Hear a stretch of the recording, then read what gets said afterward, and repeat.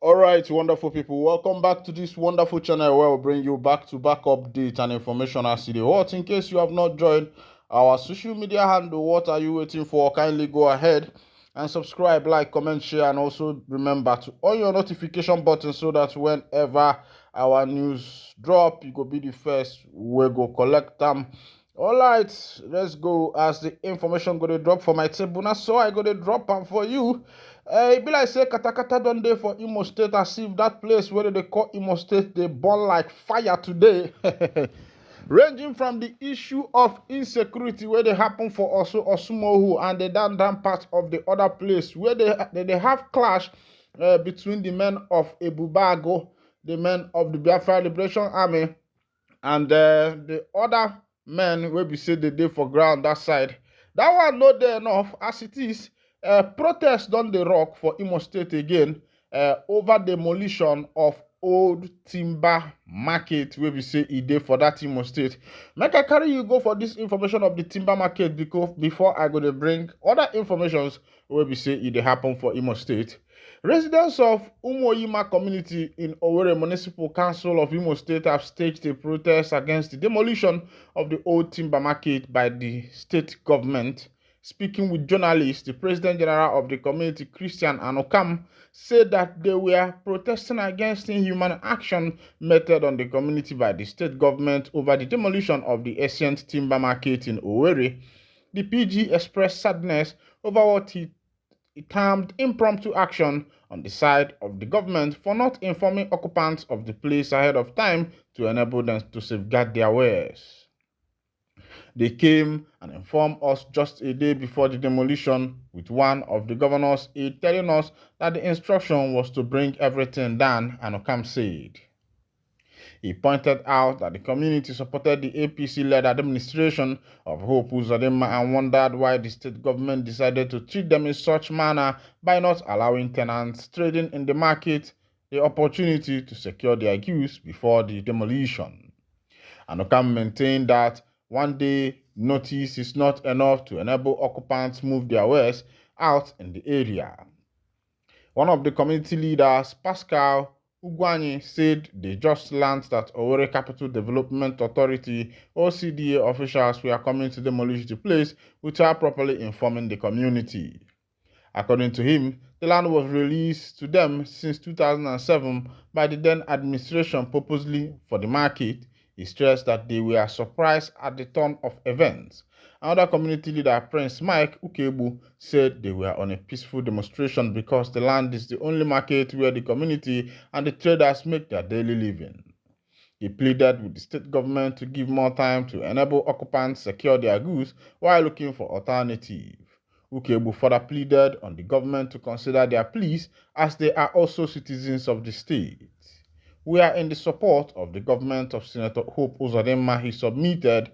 Other communities leaders who spoke to journalists, including the traditional head of the clan, disclosed that the notice of the demolition was impromptu and pleaded that there should have been an earlier notice before the action. Recall that the state government, through the Owerri Capital Development Authority, had said it will commence demolition exercise on the old timber market. According to the general manager of the OCDA, Frank Nkem, prior to the demolition of the 21-day notice was given to the occupants, which he said the occupants refused to adhere to. Nkem said that during the last visit to the area, he toured the premises and engaged with the leadership to reiterate the need to comply with the notice to vacate the illegal occupant, which he said has expired. He said the government is more concerned over how the area has allegedly become a breeding ground for criminal activities, including gun running, drug peddling, and other unlawful practices. Nkem added that despite the official relocation of the traders to nicer industrial market many years ago, that remnants of the traders had remained recalcitrant, refusing to comply with the relocation order. All right, welcome back.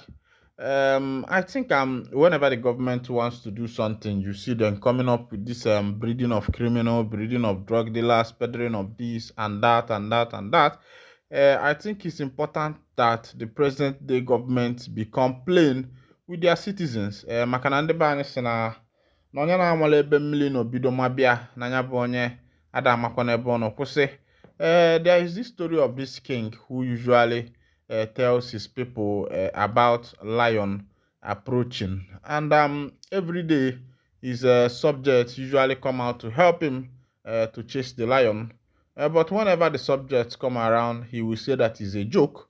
And one day, it becomes a serious issue that the lion actually came and he started calling on his kinsmen, his subjects to come. Nobody came because they thought that that is how the king jokes all the time. All right, as it is happening in Edo State, the matters are rising on that part of the nation. Governor Okpeyolo pledges compensation for Uromi 16 victims. Governor Monday Okpeyolo of Edo State on Monday pleaded to compensate the families of the 16 slain hunters.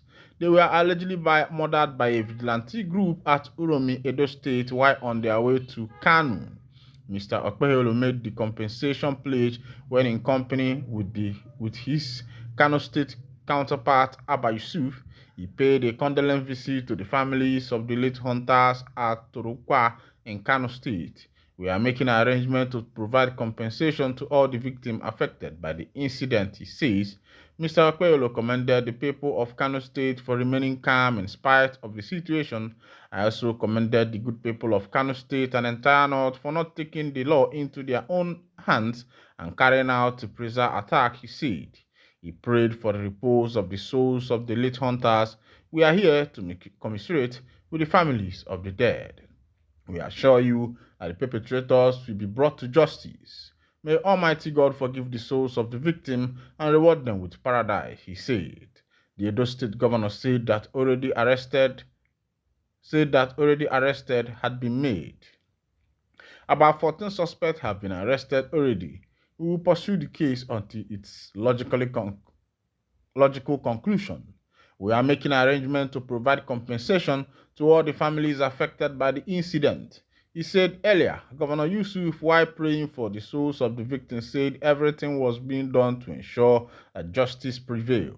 We are working closely with my counterpart, Governor Okpeyolo, to ensure that all those arrested are persecuted. We will also ensure full compensation for all the affected victims, he said. I pledge cash and food items to the families of the victim, he said. All right, welcome back. This is as a result of what is happening in Edo State as regards 16 hunters that were sent to judgment, that were pied by the Edo State security. This issue of buying people, sending people to early judgment without proper investigation is getting out of hand. And I think that is what we are experiencing all over the nation, where these security outfits are being inaugurated to be able to, guard the people and all that. If you come in contact with people, why not go through a proper investigation? Why not make arrests? Why not hand them over to the police? Why the jungle justice? Why the jungle justice of the same thing happened in Anambra some time ago. It also happened in Imo State. It happened with the Ebubago. It is happening with the present Agone chamber that was inaugurated by the government of Professor Chukuma Charles Soludo, where these people don't tamper justice with mercy. They don't even want to do investigation. So if you are captured people you suspect to be criminals, armed robbers, invaders, why not subject them to a proper investigation to be able to ascertain more about these people, to be able to actually know what they are up to? Why buying them immediately?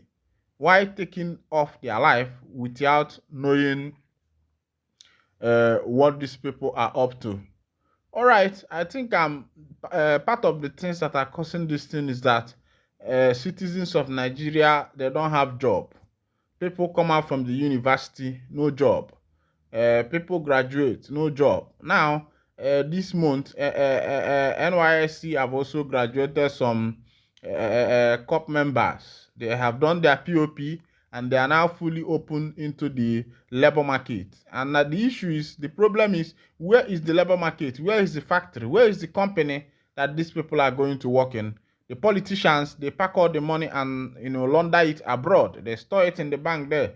They are not even thinking about using this money to build factories to employ their citizens, but rather they move the money abroad. And everything that is being used in this nation are all imported, even to the last toothpick, tissue. Some of these things are being imported into this nation. If we can import common toothpick, what then can we not import?